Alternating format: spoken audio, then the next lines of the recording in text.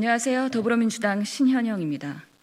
한 주 동안의 코로나 주요 소식을 정리하고 국회 차원에서 코로나 대응과 국민 소통을 확대하기 위한 목적의 신현영의 코로나 브리핑 세 번째 시작하겠습니다. 첫 번째로 한미 정상 간의 백신 협력 합의를 통해 우리나라는 아시아 백신 허브가 아닌 글로벌 백신 허브 국가로서의 도약 가능성이 높아졌습니다. 한국과 미국뿐만 아니라 감염병 혁신 연합인 세피 그리고 코박스와도 협력하는 체계 구축이 강화될 예정입니다. 미국의 백신 기술, 원부자재의 글로벌 공급 확대와 한국의 생산 역량, 품질 관리, 인적 자원의 장점들이 시너지를 내어 한국의 글로벌 백신 공급의 대규모 생산 기지 구축 기대가 됩니다. 더불어 한미 정부와 기업 간의 투자, 연구 협력이 공고해짐으로써 자발적인 기술 이전의 가능성 촉진될 것으로 기대합니다. 특히 과학자, 전문가로 이루어지는 한미 글로벌 백신 파트너십 전문가 그룹 구성은 양국 간의 민간, 산학 협력에 좋은 모델이 될 것이라 생각됩니다. mRNA 백신 등 기술 개발을 위한 진전이 있었던 것도 큰 성과입니다. 한 건의 계약과 세 건의 양해각서 체결이 있었는데요. 삼성바이오는 모더나와의 위탁 생산 계약으로 백신 원액 충전 방식의 수억 도즈 백신을 3분기부터 대량 생산할 것으로 예상됩니다. 모더나의 한국 투자 그리고 생산 협력뿐만 아니라 국립보건연구원과의 양해각서를 통해 코로나 변이 바이러스 포함한 질병 부담이 큰 감염병에 대한 mRNA 연구 협력도 진행하게 되었습니다.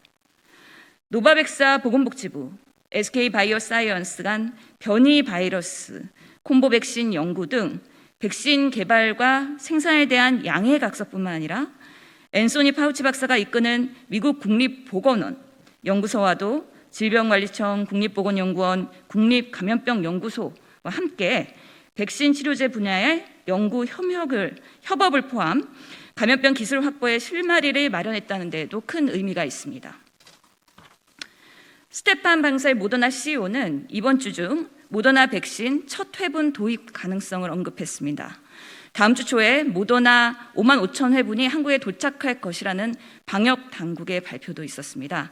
이를 통해 2분기 6월까지 1,300만 명 접종 목표보다 대한민국의 백신 접종률 더욱더 박차를 가할 것으로 기대가 됩니다. 다음으로는 화이자 백신 접종에 대한 변화 소식입니다. 첫 번째로는 보관 조건이 완화된 것입니다. 화이자는 일반 냉장고 온도인 영상 2도에서 8도까지 보관 기간을 최대 31일로 연장하는 품목 허가 변경을 신청했습니다. 이로써 코로나 백신 접종 기간인 동네 의원에서도 화이자 접종이 가능하게 될 것입니다. 두 번째는 화이자 접종 대상 연령 확대입니다. 화이자는 16세 이상의 승인이 된 상태인데요. 주로 고3 학생들에게 접종이 가능한 상황이었는데 최근 임상 데이터 발표로 인해 식약처는 코로나19 백신 투여 연령 만 12세로 낮추는 사전 검토를 시작했습니다. 3분기에는 중고등학생들도 화이자 접종이 가능해질 것으로 기대합니다. 다음으로는 아스트라제네카 백신에 대한 소식입니다. 스페인에서 1차를 아스트라제네카, 2차를 화이자로 교차 접종을 했더니 안전하고 효과가 좋다는 보고가 있었습니다. 670명 대상으로 시험한 결과 화이자 2차 접종인 경우 면역 반응이 120배로 증가하고 중화항체는 7배로 증가하였습니다. 국내에서도 500명 대상으로 교차 접종 임상 시험을 진행하는 만큼 추후 더 나은 면역 반응 유도를 위해 백신 접종 방식을 지속적으로 고민해야 할 것입니다. 옥스퍼드대의 연구 결과 아스트라제네카 백신을 3차 접종했을 때에도 변이에 대응할 정도로 항체 강화 효과가 있다는 연구 결과가 보고되었습니다. 특히 거의 모든 변이 바이러스에 대응할 수 있을 정도로 충분한 효과가 있다고 보고된 만큼 공식적인 발표를 기다려봐야 하겠지만 변이 바이러스 대응에 긍정적인 소식으로 보입니다. 백신 접종률을 올리기 위해 정부의 백신 접종자 인센티브 방안이 확대될 예정입니다. 해외에서도 이스라엘, 미국에서 마스크 의무 착용이 완화되고 있고요. 유럽에서도 자가격리 명제 등에 대한 방역 완화 방향이 진행되고 있습니다. 정부가 6월 1일부터 백신 접종자에 한해 요양병원의 시설 그리고 대면 면회를 허용하기로 했는데요. 일정 부분 접종률이 올라가면 해외 입출국, 확진자 접촉 시 자가격리 의무를 면제하는 방안이나 공공이용시설에 대한 할인 혜택 또는 우선순위 부여 방안도 적극적으로 검토할 필요가 있습니다.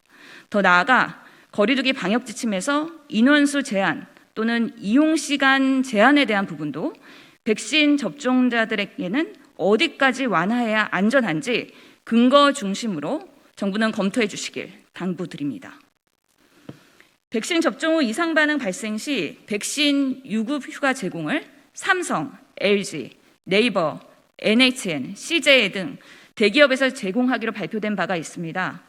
중소기업과 자영업자, 일용직 노동자들도 혜택을 받을 수 있는 접종 휴가 그리고 인센티브 제공도 정부 차원에서 지원되어야 백신 휴가가 사회적 차별을 야기하지 않을 수 있을 것으로 판단됩니다.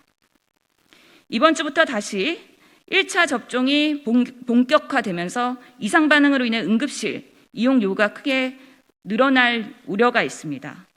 본격적으로 코로나 백신의 일반인 접종을 시작하기에 앞서 이상 반응에 대한 의료진의 적극적인 맞춤 상담이 심층적으로 이루어질 수 있도록 한 라인 확대가 필요합니다.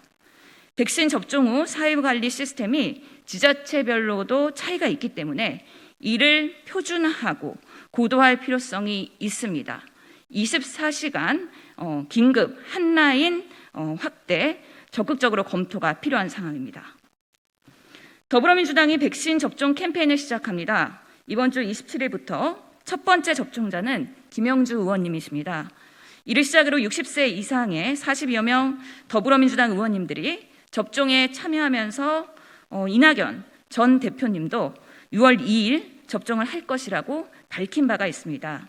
이런 더불어민주당 의원들의 접종 과정을 국민 여러분께 소상히 공개하면서 우리나라의 코로나 종식을 위한 노력과 그 걸음을 함께 하도록 하겠습니다. 이상입니다. 추가적인 질문은 밖에서 백브리핑 하면서 받도록 하겠습니다. 감사합니다.